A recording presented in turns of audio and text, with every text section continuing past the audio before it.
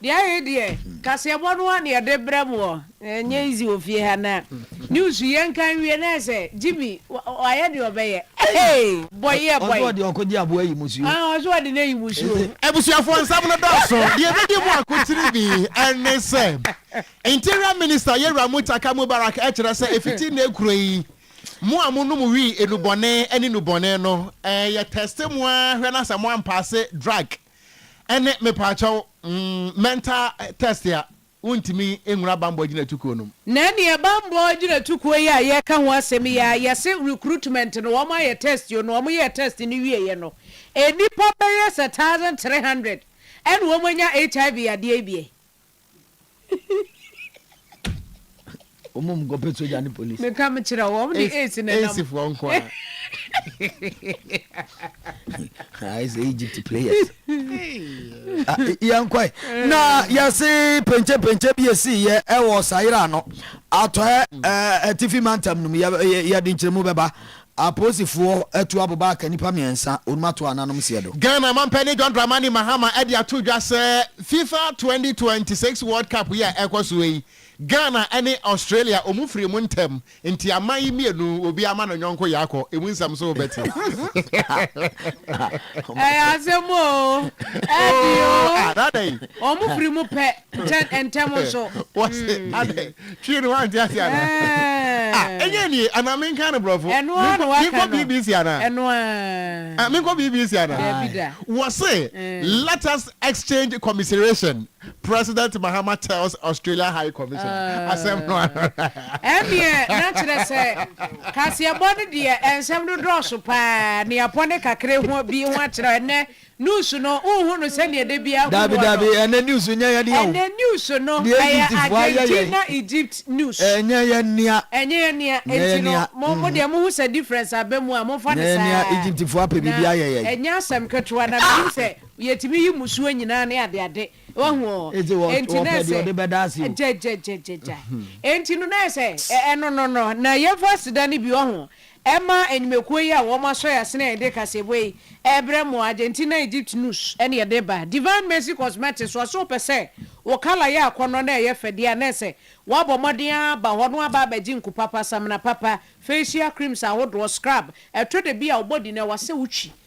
ni ti se de wuchi adwaye no so ho ye wone ma ye de yesa e masken no e fe na ye akono enti yenko Divine Mercy Erica nchen no ma ye bi na edum Mrs. Anoche Plaza Oben Alaska Star obefre 0553 457 200 and 0544 430 774. I didn't de nepa na eji akatua de am de me yeso se makatua kan ma. Ni be kasa aseme pa aseme ana na akatua ma. Na be da ba say Egypt say tu ma ko fra accountant asere no ama ba huru na ama wose woni adwumu a. Na prepaid kura say adwuma prepaid asenti okoto bi aba. What akatua okoto prepaid. Any abusumi ye. Any just a much in cherry abra. Accountant we da menkan ho. Kodwo oya nu nyina na boss obwa menka ho no ye jimi jinsu obwa menka ho accountant menka ho why me support Argentina ebi na bo se bata Egypt echi nti obeka bia mai bia ne bo se ba na support Egypt na hi character yanko ba support Africa atem didie kura time ase pa ase no Senegal so ko se mienu no atro ne abete ne ase no ozu ko se mienu ye ma ore mfi Ghana na baba rama kura so odidi da ko ni nimze ko ba onyan ko me one story okay baby na dia ya na kai ba ko zo nya tiri modin a ni ewie mu aye pa aso ma se mekan ni wa kura wo ta mai wa boto baba rama kura edidie wa ese boho wa dita newsi o de mai wo kura boto ene Jimmy fufu no ese boho no ojira ho wonu akro oche so so aboto no oche still won kase ebo ya ma se mai ene Jimmy si ejira heli oni me atonje o se na me yiri fufu nyina obedi adi aka ho se di asema ba Hey, free kase no ase yɛn fanto nkyɛn na nia na ayɛ nia na ayɛ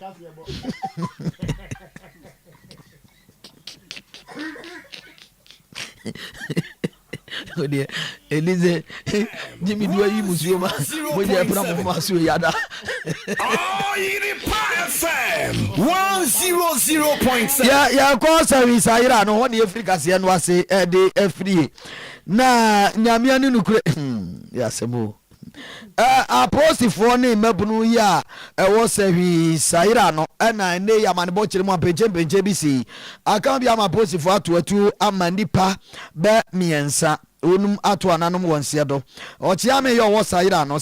no eno ewo dwaboso mensirim atoye tifi mantam num na wochiame na afuache otis eno wo kire nsem na wo kire mu se apostifo bi omba no mu shefi atade ye bi na jomba so omba bechi wo wura bi a wo yesoto ya ne din a onum enim ene ernest na de enti omba bechi no ne se apostifo nse onum anyante se owura ernest no wo ton tramo ni nubone ahodo ema mabunu ni ade no nti no omba bechi no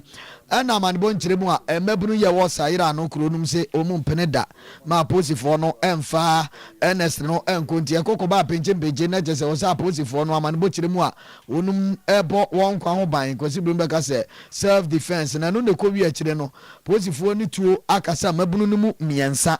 ama ye ka se o mato ananom e won se do ese ba ko din de pa akojo ama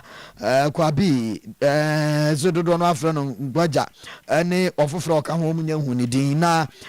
afuache otis ochre ensem no emu yentie bi ene tia kan me sana se o mode na me nu na ba ko se nyante nka so tia so mu ye oni nyante nka na me nu dia confirm so mo free e ba ne say yo ha no player na branch ba ko ojuma wodi wo store oton drinks mo ne mo na anwa mo na no player pa you bi ko wura e bi emu bi so ne e ofie ya ti ya ne say ya branch no police phone me say o mo say police atade o mo ba ho be ka so say o to samo ama mo setting the store we na ga mo hu bi sa o mo ye no mo chen so mo de ne ko ti o mo de ne be kwa no mo flo mo police car na bai police car ba mo de se mu na ya branch ba ko bi e police so mo fa no to bi e police so mo fa no ko no mo tutuo na branch no mo bi e police do de ye o ba yin bi e o fi ni fi o fa no ko na fu ina etu no ko sia o mo de si am no ke so on kan cha fo o free about the sana police for e ni pa na mo ache no ko no o mo ko no mi enu si fo no mo nam fo ba ku dia no bi e krotu a no mo shututuo ntutuo no mo ku shututu no e ko ka branch ba ko bo ne bo so e ma 20 p na chi ono so me ni mo ka so free na branch ba ko so sana ma ni o tu go di ni juma o ti ni store ama 20 ba ko ka na ogu na ni ye mama na so pepi ono de si am no ka se de ya ntene nka so tia so owu de e nya ntene nka ye ni aba ba ko so abo ni bi ko ka ni nan ono so tia so owu sana ni na ba ko so oba ni bi aka ni sa ono so tia so owu school ka akofa nkola ko si wo mo anu so si abonte wo abo ni bi akoguma apapa glass ni nyina se nya me anka si an so kwa mo mpa ko mo nyina so ti anu kwa mo ba ya police fu a omo eba ha e yo mo tuma omo ye na wotu bi omo ba ha eba je san kofo ni sika ya se bi mu tutoti amo bi mu to wi won ba da je omo sika na on ba ya won ma je sika nyem from won ne o ma na sikuma anopa ni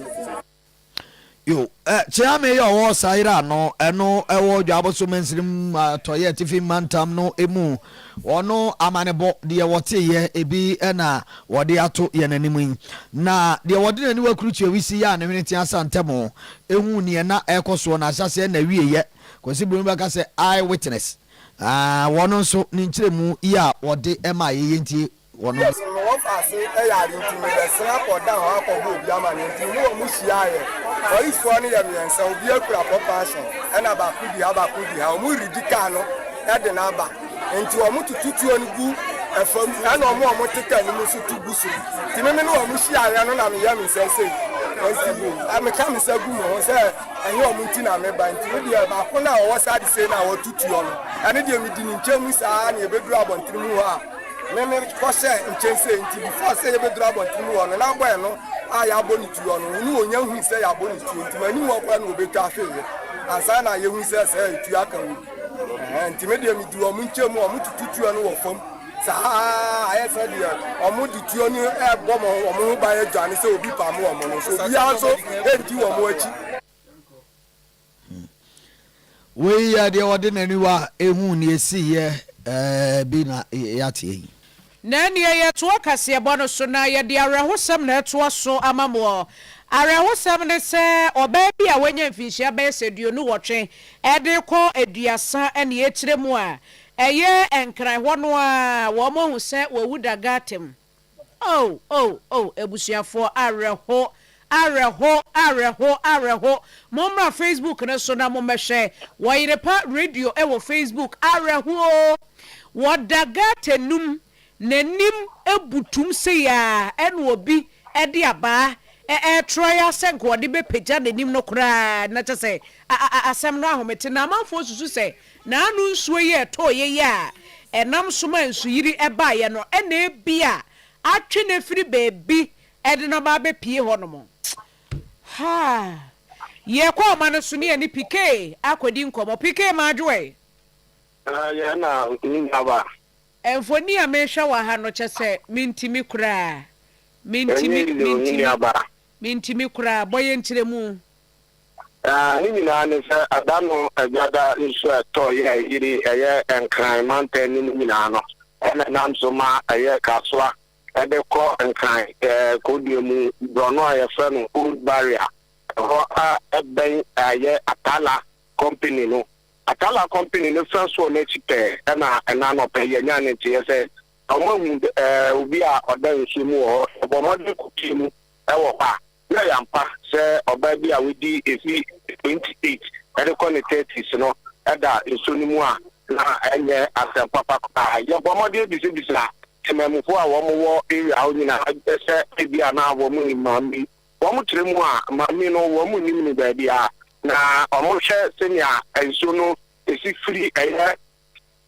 old barrier top or esane de ba kwan ni mu senia nso ni siji ye no na chese nso no na etwe ne di ni free baby edi ne be timu ho na am so ma ya gba nan eko assembly man a wo ho yes ya ne me be din komo nso ya kwan no assembly one mpenifu bi ye kuko mu meeting a gentimi ni assembly ankasa tisambre am no kasa bi aposifo ene na mpenifu ewo Ayega West municipality no aba be fa emu na wo mu de na ko aposifo emu krabra na ne tie no se ye guso a ye ka trade for ni asofo ni na se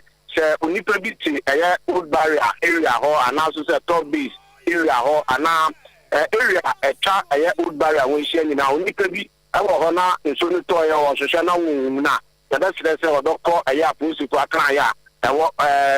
barrier ho no na wakwaje encheche mu bia bebe mu no wo so won ga kire ho akwohwe PK na chese baby a mu hu no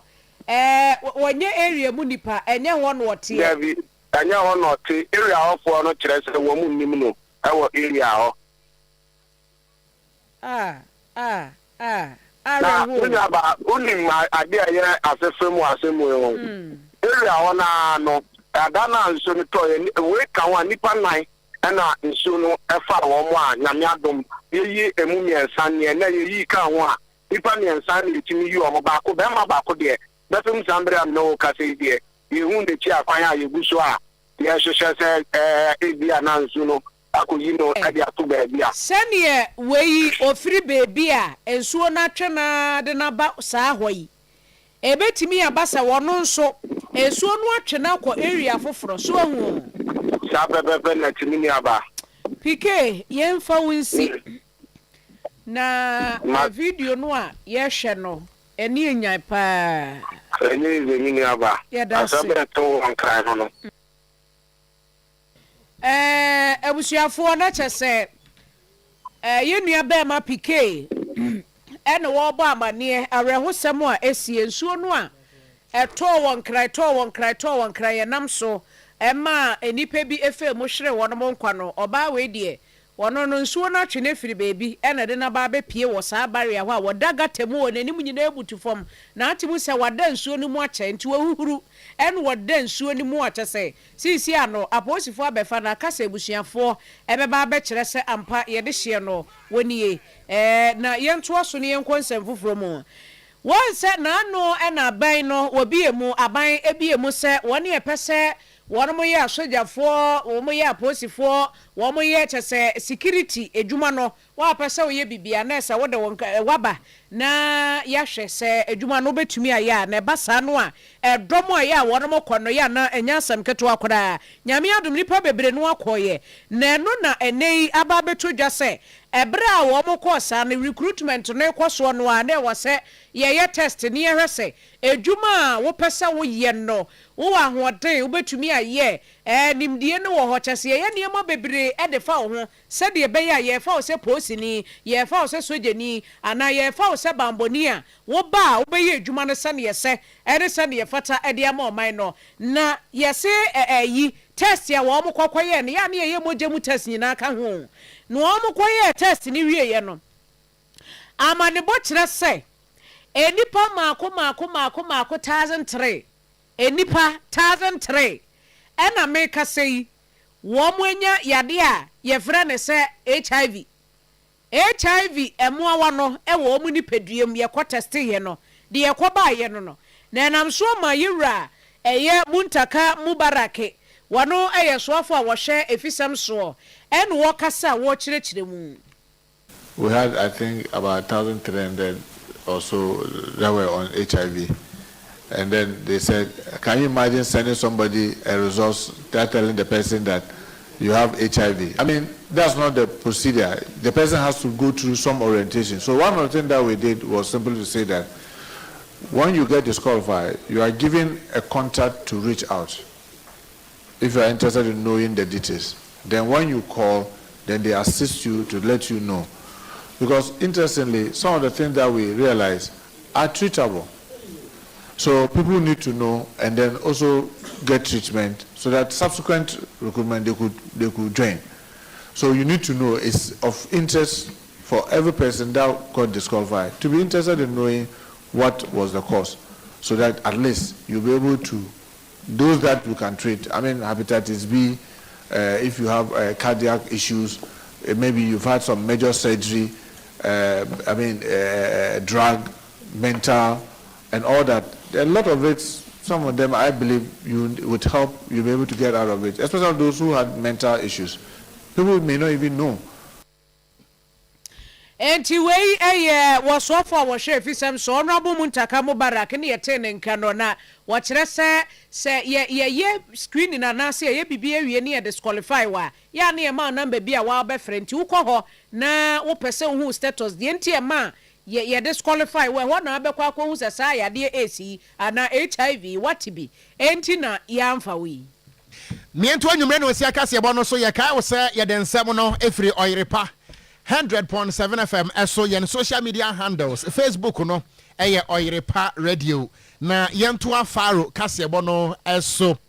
na ene interior minister yewura Mutaka Mubarak ensem wade to dwane na edoso pam na ba ko nso a kasebo emu yede somo ene se yewura ekire mu se fiti na ekuroi se wo ye babunu na waye wadwene se wo my Ghana bambo agina tukuo no pese wonya muwura se ye police immigration fire service anasa de aka bia no pese owura mu a ye beya wonso hwe mienu baako eye drugs test ana baako nso eye mental test enti ye hwe na sesa enso hwe mienu wutimi paase de a ye be ma okwan ama watimi akodi police anasa betima akodi soja anasa fire service immigration de aka ne nyina no se wutimi paase sa test we nko ade a na kire se kwan edem namum se wantimi ampaase de a ko na kodafuo wo kire mu a botayenti ampanifo ede san hyehyɛ we nyina ba no ene se eno betimi aboa ama enubone enom emabunu moto aguso no yetimi asia no kwan wo de sansem we nyina atudwa wa bra na wone parliamentary select committee on government assurance na wone wo mu edi nkomo ana wo kirem se ye kasa sesi yi wonu mu a ekofa afom so se wo mu enya police yombeko womunya immigration wombeko fire service no wombeko diaka no wombeko bie no enipa mako empimunsia 6000 ana mpanifo disqualify wo mu a kire se enubone wo mu widiem eno nti monko enkodofuo. But we are also working towards trying to get one for the state, where the state will have its own rehabilitation center. Additionally, one of the things that we try to do to help students, to scare students, was to say that, look, Now we are developing a policy to cabinet, and if we get cabinet approval, what it means is that you can no longer join any public service unless you do mental and drug tests. And if the drug test proves positive, then you are out. And we started that with the current recruitment exercise that we are doing. And to shock you to know that over 6,000 people got disqualified only because they were on drugs or had mental issues. So we are starting, and then we believe that when students realize that this could be a huge impediment to me getting into employment and going into the public service, it will help people to scare people to stay away. So yes, it's a combination of factors. We are not only using enforcement. In the case of the students, we are using more. Set up drug awareness club in schools, and we support them a lot with our drug education unit from the Narcotics Control Commission. So a combination of factors that we are doing. Na eno ache no anayewura Mutaka Mubarak woto aso na wachire mu se aban no ene bambofo aye nhwemo bi na nansan eba ebeto odwase se wuduru Australia man no emu a eno bi ese fe ne se methamphetamine anase methamphetamine aba beto odwase mpanifo ensa atumi aka na wo mu chire mu se wo mu nhwemo no wo ma hunu se government officials bi eka ho. Our men are on the ground, like this Australian thing that you mentioned in passing. The Director General will tell you, even as of yesterday, we were still interrogating a lot of government officials. It's not everything that I can put out at this stage because we are still investigating and we are still interrogating people. Because there's a lot that are not adding up. You could see that there's some involvement of some people within the system, and we are working at it to try to reach out to as many people as possible that we think might have played one role or the other. Because even if you put all these gadgets, remember that it is going to be operated by human beings. So if the wrong persons are sitting there, you can bring all the gadgets in this world, it will still not be safe. So we have changed our modus operandi, the way we operate, the way we place personnel. I'm sure as former defense, you might have even heard some time back people complaining about the way the rotation and all those things. All of it is to make sure that we secure our borders. And Mr. Chair, even though you've also been the defense minister before, I want to say that one of the biggest challenges that we have, in my view, is that, like your assertion, can you just focus on Kotoka and Takoradi and Tema?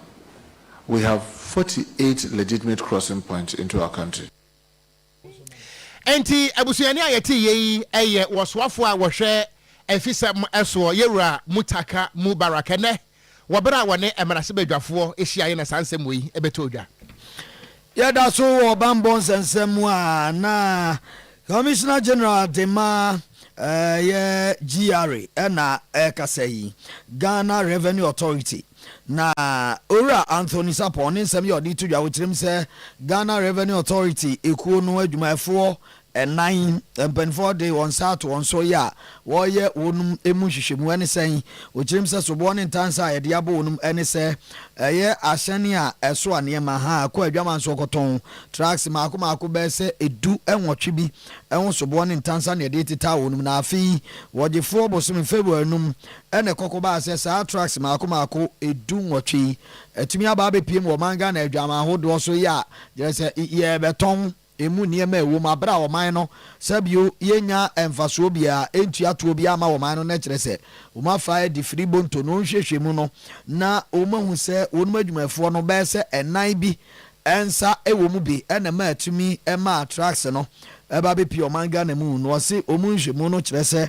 sa tracks no maako edu enwotwe ya na enuane wo mu a kire se ekwa adwama nso am yakwa akoton no o mu nhwemu eda na di emu se nanka nano no eye Togo na nani akopie mu a ewa akanu border na afi Niger ena oko na ejawa koton ni wo mu na nso mu yanse ebinom eba mu no na afi asen no na kwan yo nam so ba bi okono adania ma ne de waba be wuro manga nem ba beton na wafa no wadi abra ɔman no aban enya etuo bi amfamfirim ne ade na omde omu sa to so nti saa nipa enan ya onum ye GR adwumayefo no onum esi nkyɛn hwehwɛmu ekoso. The Nigerian Chamber of Commerce could neither confirm the taxpayer identification used for the transit of the goods belonging to the name consignee Adamu Muni, which then raised concerns of possible impersonation or confirmation as Adamu Muni as a Nigerian business person. A review of ICOMS, which is our base platform for trade facilitation records, identified 44 previous transit declarations linked to the same consignee Adamu Muni over the past few years, with several process transactions without accompanying bill of lading that showed similar irregular exit patterns at Kulungugu. Yo. Kyerɛ mu sɛ ahyɛn no nnuane a ne wom ne adeɛ no asoɛ yɛ hwɛ sikasɛm ntotoɛ so finance ministry ama onum akwankyerɛ sɛ omomɔden fa nnuane no nkɔma school feeding program. Following these 6 key findings, the management of the authority, in conjunction with our supervising ministry, Ministry of Finance, have made the following determinations. 1. We affirm the confiscation of the consignment as we announced at the time they were intercepted in February, that based on the findings, the items will be confiscated to the state in view of the grievous nature of their findings. Number 2, under the direction of the Ministry of Finance, GRA is allocating the consignment to the National School Feeding Program in support of national cause. Then number 3, we are conducting further investigations into the activities of the agent to ensure that any areas the agent is also found culpable will also be dealt with or sanctioned in accordance with law. Na odisi se omanfo nyina kokobo ene ani frensem no mde tudwa de ama yese yemomode ane ma yeni ena ye won so firi se Ghana Revenue Authority GRA kono ani abre papa se enhyehyɛ ye da omanfo ebedi so adwadie ni ade mu no wonum hyemu kina papa titiru oma no yahye ahodo so nti won ye kokwan so kofa ne ma ba ne ade no adawroma momoden na muni mrane nhyehyɛ so na nkwanko se mu kodi dwabone. We wish to assure the general public, particularly also the trading public, that GRA through the Customs Division will continue to remain alert, and we have also increased our compliance, especially at our border posts, to ensure effective revenue mobilization and prevention of illicit trade. We encourage the general public and the trading business to always abide by law, and we remain supportive of promoting businesses that do the right thing. However, we will not hesitate to also apply the necessary sanction and enforcement laws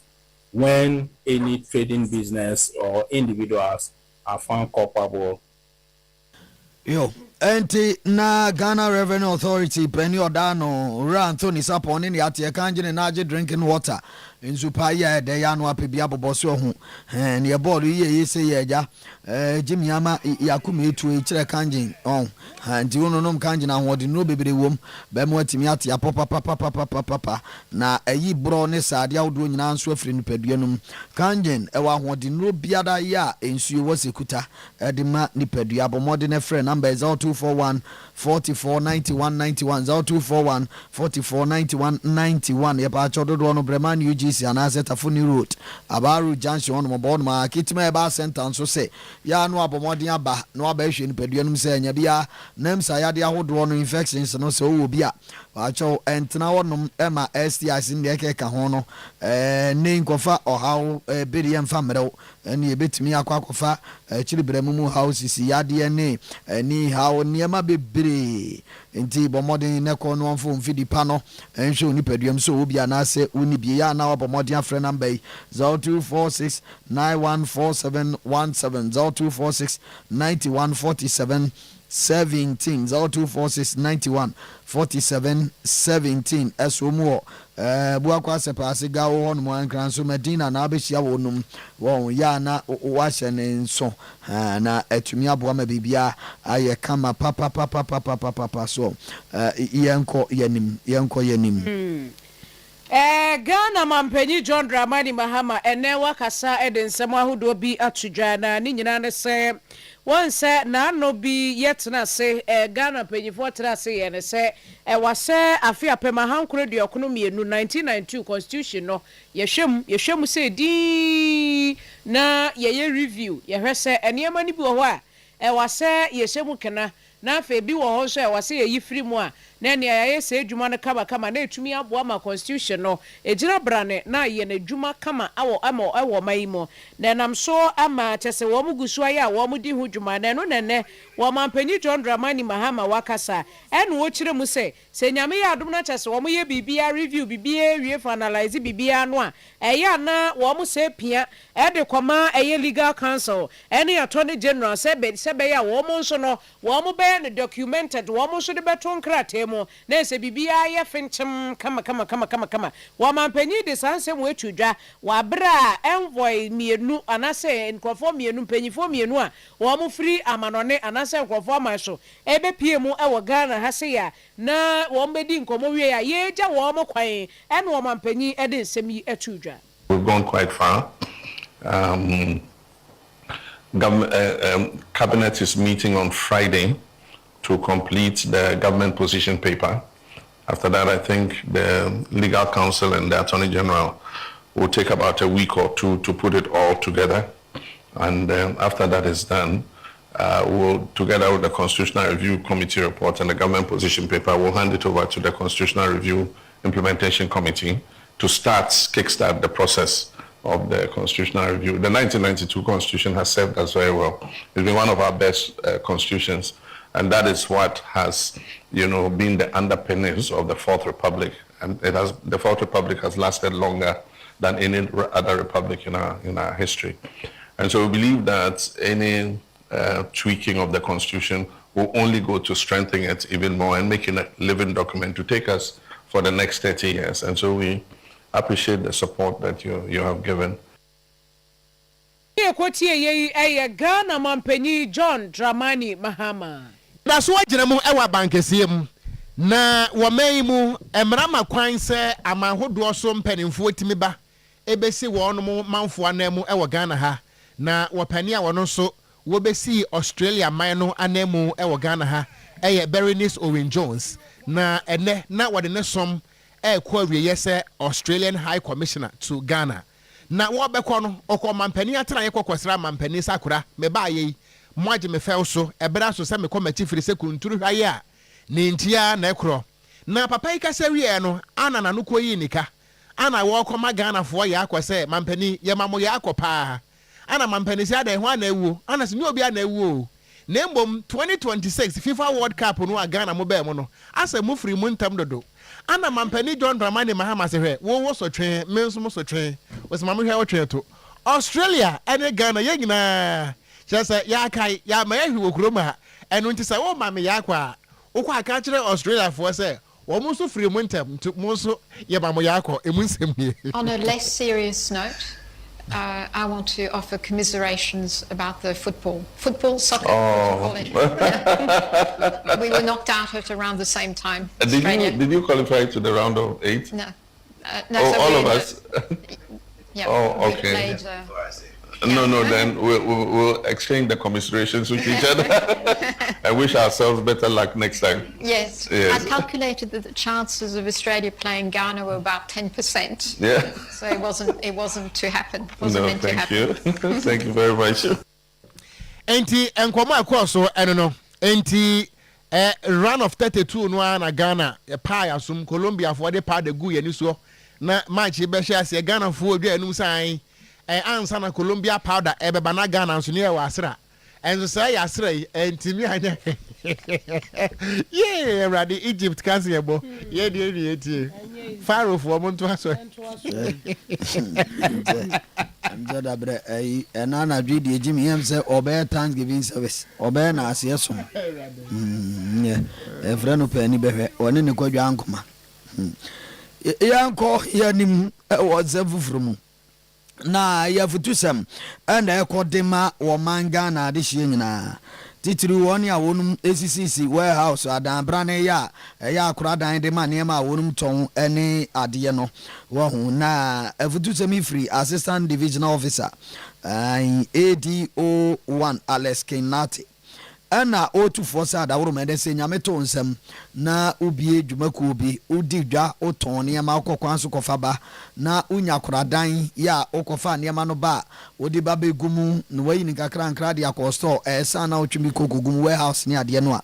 mommo modin a ema odum gya ho anifire ne bambo ensem ehiamo na monkorakora ne ema yie papa osese de modi sika brane esi akora dan no kunkunfa ne sisi obo ho ka ene ade no sa pepe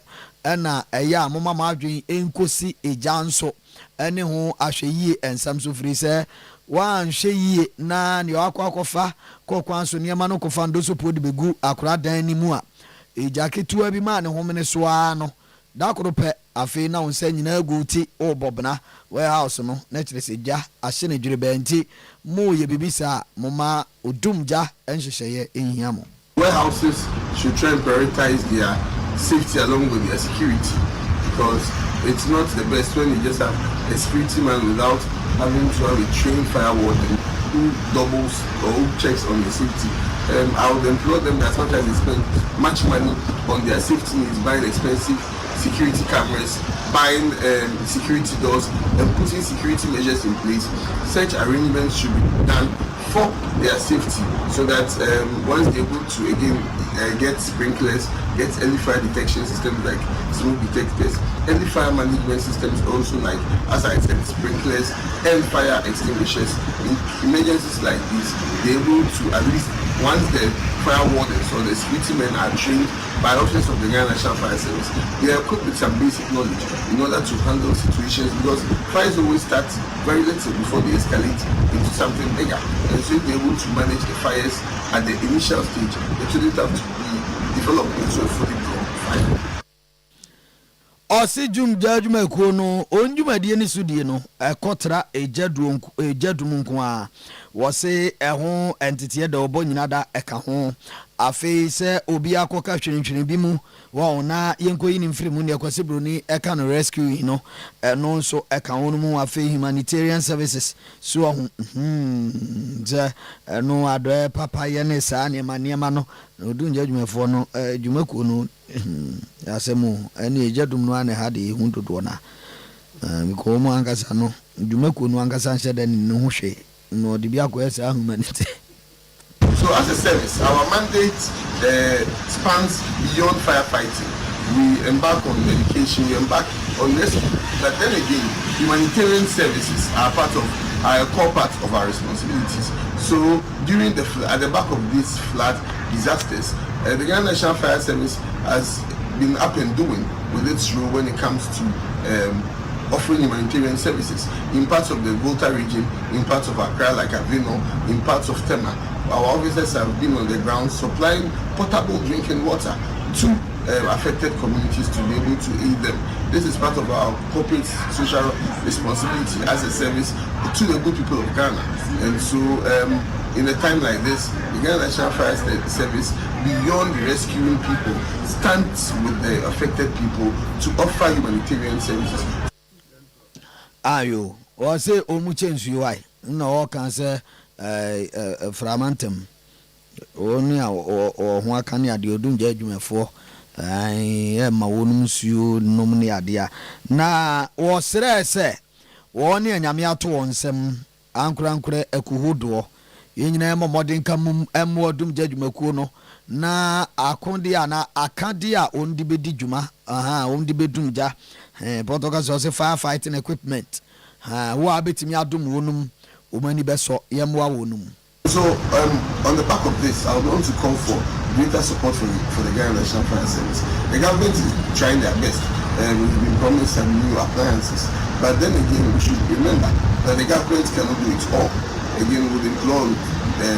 some of these companies to come in to help support the Ghana National Fire Service, at least in their budget allocations. It will be very commendable to be able to allocate a certain amount of money to help in procuring some needed logistics for the Ghana National Fire Service, some pickups and some BA sets. A lot of items can be donated. You can even help, build a mechanized borehole for fire stations so that during emergencies it can come in handy. Yo, enti na odum judgment no. Wonum sam yo ndi ato mountain so ADO1 Alex Kinate ene yete ne nkan so na ye Joan International School wose bomodin na fa abanebra admi ya koso ogene no akere no ade so nti bra school ni ye kama papa honum ene atena yenum ho eye kama ahunidie wie pe yo hote papa na ne etie ni akere a wonum aben akwadade wosu ehunu wa abotere na wonum ye abatan ene etete oba no ene mu se omu of flexible boarding facilities a oba betimi ade school mu onum na waje entity ene no omu na ocho ne kwasi broni beka no weekly option eno ne etie ne se edwada no pass obefa aba ne kosuku a betimi akora no school mu onum a kosi fiada anwumera omepon school ni adwade abrew no abedi weekend na adwade asabe fa ne sade na brew fiada entity said oba no ye adwuma wo baabi na waba weekends ana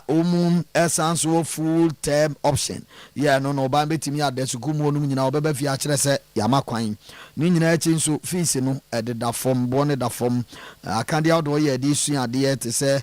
modern science lab ni ICT labs no mu ni nyina ebe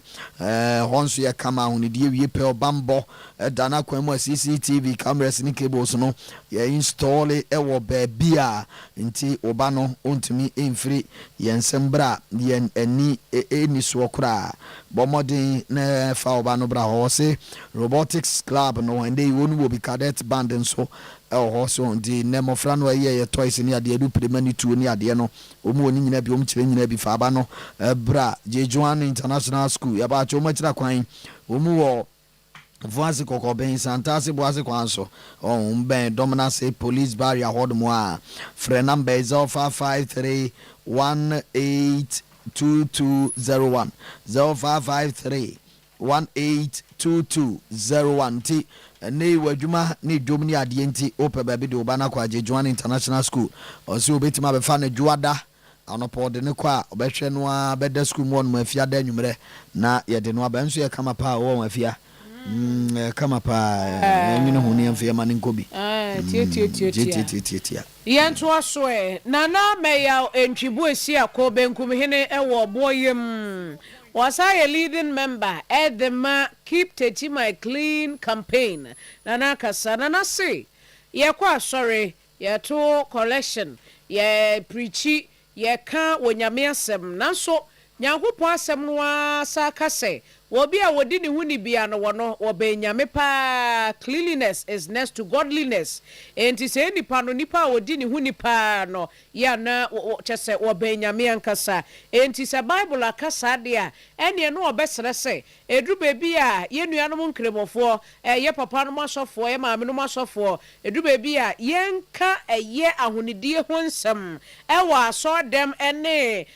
nkremodemo enkere woni a wono aba ya womba betie nyame asem sanse ni nyina nso nyamesem ni bi sede ye be ya beto nipa sum na ye pie kwa abonten a ahonidie ho asem no ebehia ye pa Preach sanitation. So obey unumusuo. Mesere o man tontwene. Opo abeto bi kwarim. Unuma man tomfanto form. Fasha wo bag na sen we ukoduru fia na wo de ato das bi mu. Akora direnka ya tutotoi. Ono ane ye nom na ya to atwene ka akwara ho. Ntinga ye preach na e kasa kire be ukwa fasha wo bag im man fanto form. Ukwa ukuduru fia wa yi ato ho. Afei ubo wura hyeso ano a. Hwe hunu se wonfa nkogu. Gata mu nsuo beto a na wakasa o ma di loto. Especially ye nua no ma no abe ye tire no head desert no. Omo di disafo bebre. Bebe bo wura ya so be fie sa. Nso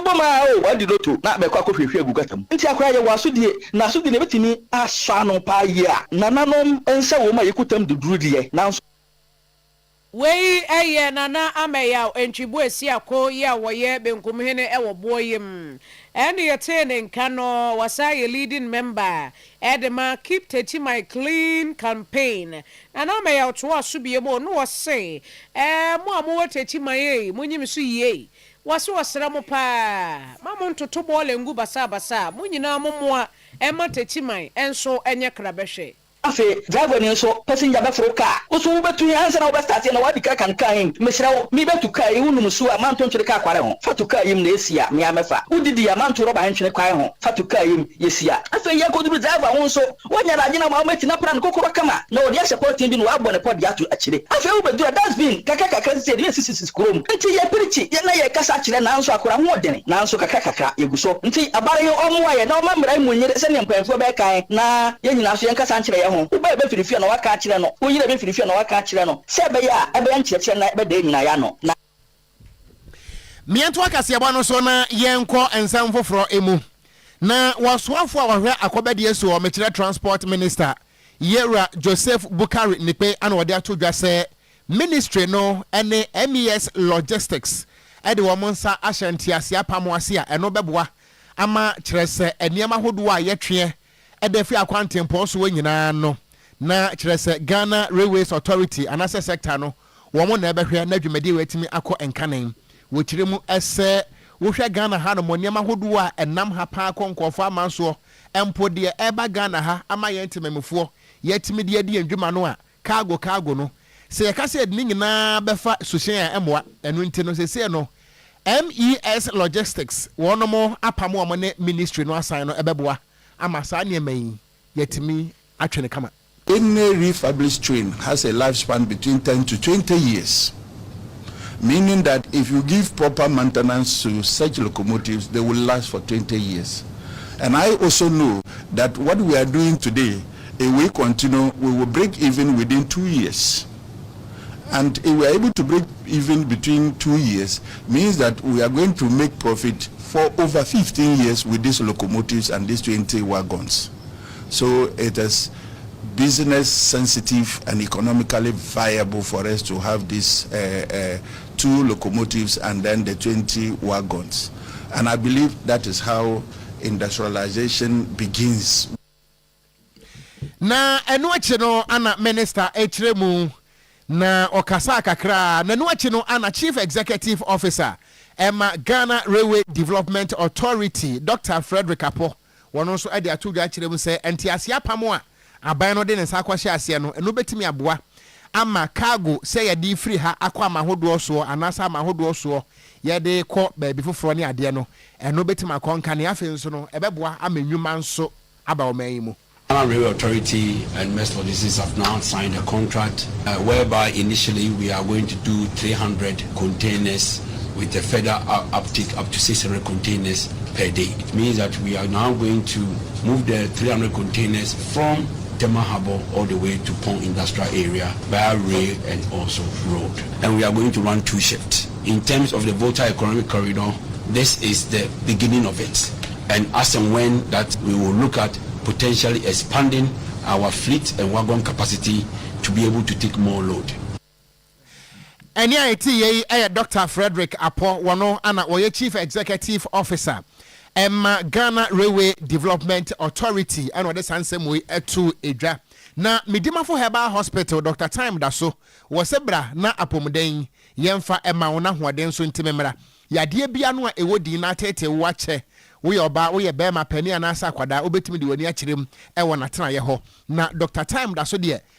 penese yenkwa gina na ebua ane ehwa kwom so ma yetiri empo me pato na tena ye no eyemienu kumase ebua kwa atwema agogo me pato kwa benya Dr. Time Daso e wo ho sada nso anankran kwantempo so ene emu amona mpoku ase na mokọ mayira no ene mayira kwantempo no so a wonsa benkum so Dr. Time Daso enie yemfra 0244 774282 and 0500 72 another 7215 na Faith Homeopathic Clinic Mama Faith Sebra fagidie to anamon na enu nketewa yenom na yemfentu yade akese ne nyina ase wodi ano stroke, infertility, fibroid, diabetes, pressure, sexual weakness be ma woduru mpem a ya agye odin wusi a sheki o so ano power na afi wobu oto ani je wo mpem se adwe wodi ano asthma anase STDs, arthritis anase eye problems Faith Homeopathic Clinic ahinema kwakwabi 18 ana mama Faith ewo yemfre 0244 583859 na akuafo nchemfa Yara Ghana Limited womone pa womde aba wo ya asase yi Yara Winner Plus no eboa NPK fertilizer enunti ema enobaye no esodoso na eche enso ansa na ewu mepacho wada pebina entimemu a wo yekuani a ana afi nso no Yara Vita Crop Lift Bio no so ewo hono mu a mepacho wada ene wunya dua no ba ntise bi atosode ene ade no a o trese zinc wom, boron so wom, magnesium wom enu ntimi utime so no eso na wote na brebra kama pam akuafo mfre 0556 583085 and 0308 251 060 na enkaibo nso hia pam na obiniama anaira missing items na student bi ekire se wofo trotro efiri wasajapa ana obesi form e Santase runabout na wohunu se wofiri fie no so ho ne small Ghana must go if you ever bag kitu bi a na kita no any ni school ni ma na wo mu uniform kakra ana so ho ne pink ana ne pink purse anu so shem na yes a purse ne bi kakra be shem ni ade so ho school for there quens kakra ewom na wo kire mu se be ma bi nso bag ya no nso no ntade empaboa ene ne mahodo bi nso ewom na Ghana card nso ehemu a me party we dia wa Ghana card ne so no Patrick Akono Opon ana NHIS card nso any hospital card bi nso ehyehyem na no so dia wo so no Anoche Patrick na Patrick Akono wo besre mse edin sesa nti osefa na obetim de abanada Oyerepa FM ha wobetimi ede aba Oyerepa FM ha anase police station bi ampa na dem fam na Oyerepa FM ha na I think say DS change na we nso single room na will be epe nipa no epe no pankro no anafe pankro no estate etimatim masse anafe tafo me pato if you for single room self contained mo betimi afre nipa wo pe no 0242110516 yemfa we nso ento aso na aja yenko samra jimi etwi mumu media na we no pawo pe ni bi na wo kire se oba bi de bottle bi eso ano suitcase kura the bag bi so ano se won fanko woni no command station wo Adishman Gardens onum omunam kwa mu ko no agese nipa no bebere nti no oba na namo no ebiri nani so nti utwa ne wo a wo hunu oba no atiko ne ade no de niam no aba beja nti adawroma wo de suitcase eswa pa open se won fanko nkojawo ewo Mampon Station Adishman Gardens na wa hu na kira kwane pa cho onye so de dwane wa anua wo se wa na mo so na yira no nti odi ababeja Oyerepa ha bomodin na ebra be kire de adanse se ye wo de ana afi yemfa wade emma obi person room self contained na wahan wo kwada so asu ye bo a IPT tanos nyankere ne ase apatrapa obi adaroma free number dey to dwai or person room self-contained. Kwada suasu yebo IPT tano sunyanchina si apatrapa number ni 0245 588211 0245 588211 0245 588211 and 0273 100889 0273 100889 wompe agent sembia saa no dwumani bi nso pe ba bi din tiratro ewo Abrepo junction bo champa mi Abrepo Bantima Square Stadium a ojo so ametafote ka fo kwanto fo krum airport runabout acho was up chimbe ho ɛna ahan nti uwo bi wo mi awodo boss you Abreport Junction bo champa mi Abreport Bantam Square Stadium ahonjo so ametafo afon kwantafo krom airport runabout freno 0557 25 5542 0557 25 55 42 and so no na Bema we social no yemfa finance to aso ne yemfa yinka ebo ye wa ye na otwede die kra yemfa ento aso na nadie pasofo no bini na na apia ya wotoso 9 otumfo chiame wo kumasi afei wofa any chief inspector Joseph Sir Henry retired offenso na ono nso ewanuanu bi ni opani kwagubu aten do na afre no Alanke wo Ashtown Moses Boache dankwa nso ewo zone 7 magazine Evangelist Francis Buadu Alpha Windscreens magazine post office no nso ewo Mercy Mensa do no afre na nafo anmanyi patase no wo Rai Cynthia J do no afre ma Cynthia wo US emebini na ya abonsu chiritwi wo UK Rai adwa adoma oten wo UK afi Rai ya santo aboaten wo UK sanso na shele o say 82 do no afre na asewa Broni Krum Kumasi no wo Dr. Elvis o say 82 do no afre no Rajma wo US kwakupoku adman anmanyi patase no wo kwabena usu ansa do no afre ni chief ono nso wo US nananom ebi any lawyer Kingsley bonsu chirichie yo wo Kumasi one abuja santene ya aka na SS oba penny Esther Jemfi ya na wotiase na dodo no afre no ye cha awo ye cha edafom mfrinchia de wotwe na 84 years no di ye na wotwe na die no abusuan sese nyame ya atomo a ya wada edie nanim ye chi no ku ya wo ene ye di wo ye cha na wotwe da na abusuan ekrese Ramsey Memorial Congregation Edum Presby or Memorial Service nka yesom bekoso ede amano des anopa no nso ansa na wi ano don gogosi anwumre no nsia Abreport Community Park honum honum okay Broni Krom wi adonko kosi anwumre no nsia Abreport Community Park Broni Krom woto onsa efreye nyina se yemomoten na yemra metai wonum echi yinka ibonu asi ebi o birthday okay Douglas na ye wie fa birthday no to so na fe yen so na ye minua officer supremo na ye officer supremo birthday okay nti Douglas mo de to so na fe ya ye ne sa boys ne ko relegation nyehwe happy birthday to officer supremo. Okay. Officer Supremo ayam yankasa menua enti bro bia obi nyankopon wo nchira wo me ya sure say nwumre wo monitor kase e bona life e wo hyiahye e wo nkran. Okay. So once again happy birthday goes out to you. Officer Supremo. Na ofa san e be so akono mra ne ye Faro News no na Ashanti Regional MTTD Command Regional Command no kire say o monitor news no pa eno nti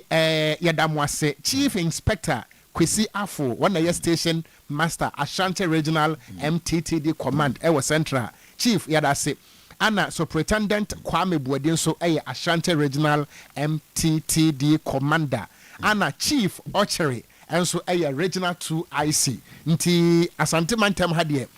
MTTD mpanimfo yadamo asese kase bon mo kire se loud and clear ewo ho media de gangster card ya meeting kura wo ko ji abo okran mene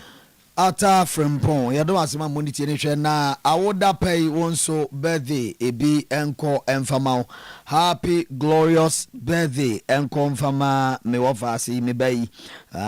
Ivan Kwadwo Sechi Trematin Ivan Kwadwo Sechi Trematin wo baba otieku Trematin surveyor 1 oni o ma me ne abusu nyina na afi wosiwa Ophelia aka sexy romance sister say happy birthday ona na ne nuanom nyina edo papa nti Ivan Kwadwo Sechi Trematin rade nka wonten anim enkyerɛ na mi koi mechia ATI Archbishop Ade Theological Institute school no all students ne woni womu nyina da ne Shiloh Churches of Christ worldwide na ya maye nyina hu yako na ya kai se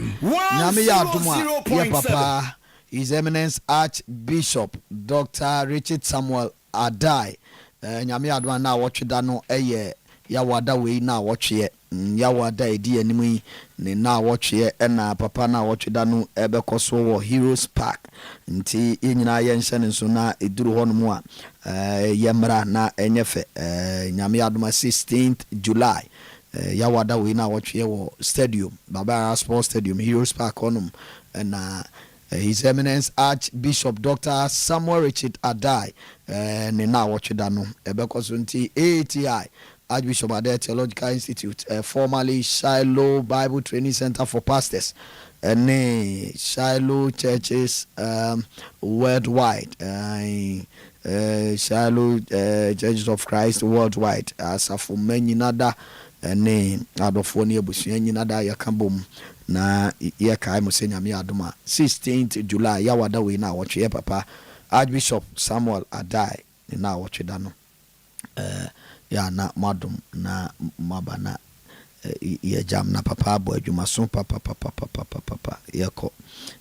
yeko na diaka atwaso ya damase Oyerepa FM 100.7 Mema etiefo nyina akwa ababa Amuzu Herbal Clinic na ye de dobia ba efre no Amuzu Garlic